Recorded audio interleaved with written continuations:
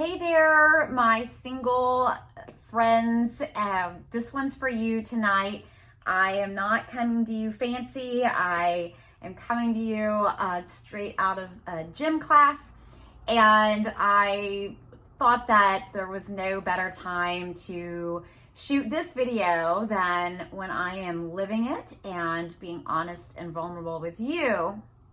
So the title of this video is What to Do About the Dating Blues. And I am not immune to it. Just because I'm happy and love what I do for a living and am really satisfied with my life, I'm certainly not immune to the ups and downs that come with seeking that partner in your life. So I thought, as I was going to exercise class tonight, as I forced myself to go to exercise class tonight while I was feeling in a funk, I thought, why not share kind of my recipe, if you will, for what to do when you do feel those dating blues, because they happen to all of us at some point if we're engaging in the game. So as you can see, one of my tips would be to move, to get your body moving, to exercise. I mean, it doesn't take I'm not the first one to say that exercise helps our mood, right? Pumps endorphins in, and it's gonna make you feel better about yourself than if you just plop on the couch, open up the ice cream or the wine or whatever, and that will just add to the sense of blahs. And the other thing, a couple of things that I thought of, what do I do to kind of get through that funk?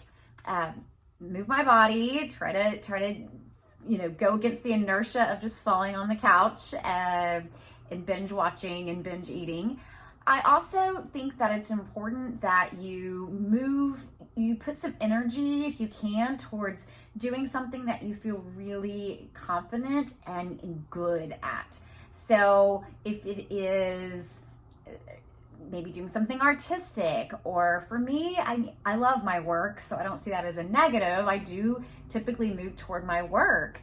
I take action. I do something like do a video. I write a blog. I plan for my next workshop, something that reminds me of purpose and meaning beyond the temporary negative feelings or self-doubt that's creeping in. And last but certainly not least is I would want you to really look at how you are growing, even if you haven't accomplished this goal you think that you have, maybe of finding this person that you can be in a long-term committed relationship with, if that's what you want. Take a moment to think about how you're growing, even if you are still single. If you are dating differently, if you're making better choices, if you're turning down things that don't really seem aligned with what you want and what you deserve, that is growth.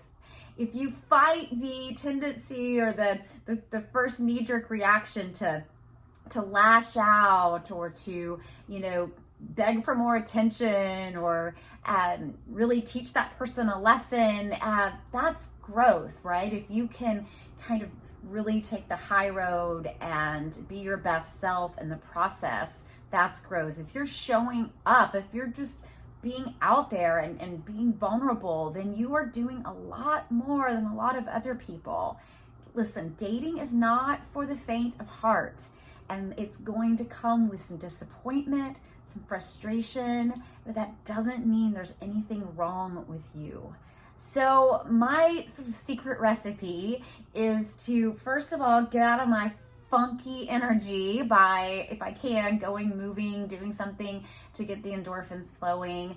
Then turning my attention away from the thing that's causing me the hurt and the disappointment and towards something that brings me a sense of satisfaction and fulfillment and feeling really good and proud of what I do in a particular area of my life. And then reminding myself of how I'm growing, how I am a different woman than I was 6 months ago, a year ago, 2 years ago, right? We're always growing and we're learning and we're evolving through this process. So take a moment to congratulate yourself for the things that you are doing well, the way you have grown. And if you don't feel like you're making a lot of growth, contact me, Life Coach Amanda, because we've got to be growing or we're dying. So single, coupled up, whatever it is, we're growing or we're dying. So I hope that you feel like you're growing. So that was just my message for you tonight. I wanted to be honest with you that, I had a night where I had to force myself to go to the gym too to get my mind off of it. And I already feel better having been on here and shared this with you, hoping that maybe it'll hit someone who needed it at this time. Thanks for joining me. I'm going to have a free webinar coming up talking about how we can really look at whether we have inner blocks, inner barriers that are preventing us from being in the kind of relationship and having the love and the romantic way that it is we really desire. I know a lot about that because I've had plenty of blocks to work through. I'm still a work in progress, but I'm going to put that link to the free webinar. I'll put that in the comments so that you can sign up if you're interested in that. Thanks for joining. And if you want to share, I would love to know what you do, what your recipe is for the dating blues. Help a sister or a brother out. All right. Thanks for tuning in, and I will talk to you again soon.